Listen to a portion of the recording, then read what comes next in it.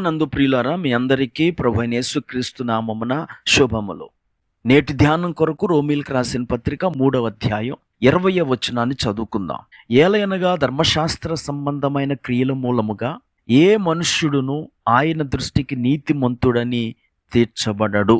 ధర్మశాస్త్రము వలన పాపమనగా ఎట్టిదో తెలియబడుచున్నది. ప్రియులారా, దేవునితో మనకున్న సంబంధము మనము ధర్మశాస్త్రాన్ని ఎంత అర్థం చేసుకుంటామో దానిని బట్టి ఉంటుంది. మనము పాపమును గూర్చిన జ్ఞానము కలిగి రక్షకుని అవసరాన్ని గుర్తించాలని దేవుడు ధర్మశాస్త్రాన్ని ఇచ్చాడు. ధర్మశాస్త్రము లేని యెడల అతిక్రమమును లేకపోవునని రోమీయులకు రాసిన పత్రిక 4:15 పౌలు తెలియచేస్తాడు. ఉదాహరణకు, ఒక నిర్దిష్టమైన రహదారిపై ఎంత వేగముగా వెళ్ళాలో చట్టము తెలియచేయకపోతే పోలీస్ అధికారి మనలను ఆపి అతి వేగానికి చలానా ఇవ్వలేడు.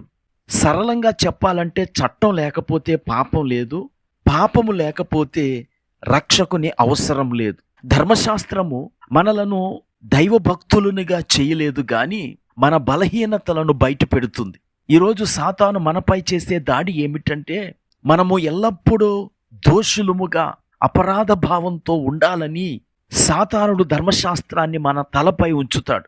మీరెంత మాత్రము దేవుని ఆశీర్వాదాలకు అర్హులు కారని వాడు గుర్తు చేస్తూ ఉంటాడు. అందుకే సాతానుకు ప్రకటన గ్రంథం 12:10 రాత్రింబవళ్ళు మన దేవుని ఎదుట మన సహోదరుల మీద నేరము మోపువాడైన అపవాది అని రాయబడి ఉన్నది. వాడు నేరము మోపువాడు గనుకనే వాడు అపవాది అయ్యాడు. ఈరోజు మీతో కూడా అంటాడు, నువ్వు ఒక క్రైస్తవుడివేనా, నీవు ఒక వేషధారివి, నువ్వు ప్రార్థించడం మర్చిపో, ఎందుకంటే దేవుడు నీ ప్రార్థన ఆలకించడు. నీ జీవితాన్ని చూసుకో, అసలు చర్చిలో అడుగు పెట్టడానికి నీవు అర్హుడవే కాదు అని చెబుతూ ఉంటాడు.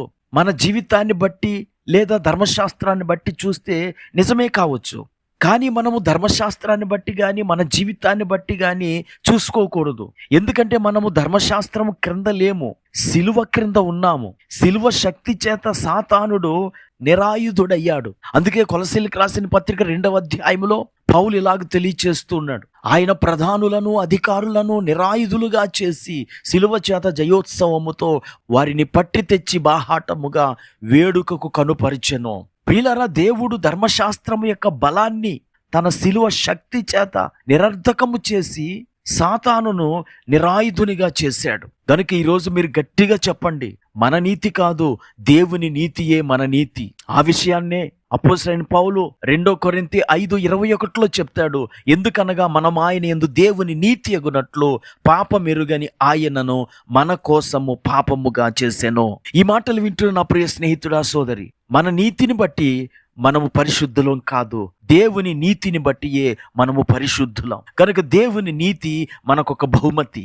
అది మనము ధర్మశాస్త్రానికి సంపూర్ణ విధేయత చూపినందుకు లభించిన ప్రతిఫలం కాదు. క్రీస్తు మన పాపములను సిలువలో మోసి ఆయన మనకిచ్చిన బహుమానం అది. గనుక మిమ్మలను వెంటాడుతున్న రోగములను బట్టి గాని, వ్యసనములను బట్టి గాని, అనారోగ్యము భయమును బట్టి గాని నిరాశ చెందొద్దు.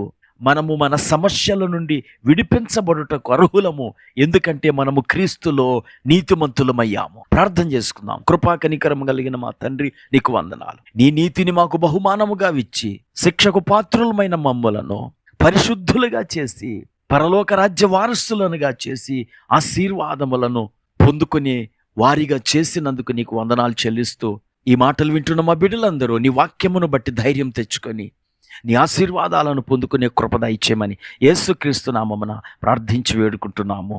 ఆమెన్.